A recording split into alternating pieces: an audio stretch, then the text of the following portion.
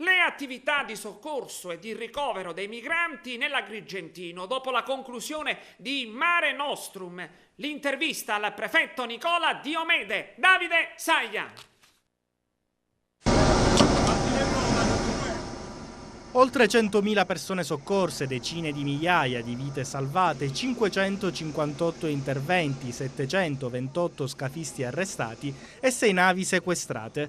499 invece i morti durante le operazioni, oltre 1.400 i dispersi e 192 i cadaveri ancora da identificare. Questo è il bilancio di Mare Nostrum secondo i dati forniti dal Ministero dell'Interno, un'operazione pensata dopo la strage di Lampedusa del 3 ottobre del 2013 e avviata con lo scopo di fronteggiare i flussi migratori che si perpetuano nel canale di Sicilia.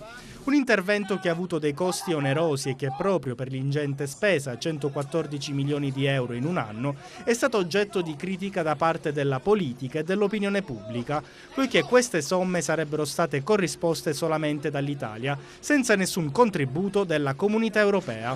Una mancanza alla quale Bruxelles ha cercato di rimediare con l'istituzione di Frontex prima e di Frontex Plus poi. E proprio Frontex sarà l'agenzia attraverso la quale verrà finanziata la nuova operazione di pattugliamento delle frontiere ribattezzata Triton, che avrà un costo di 3 milioni di euro al mese, interamente corrisposti da Frontex senza gravare quindi minimamente sul bilancio dello Stato italiano.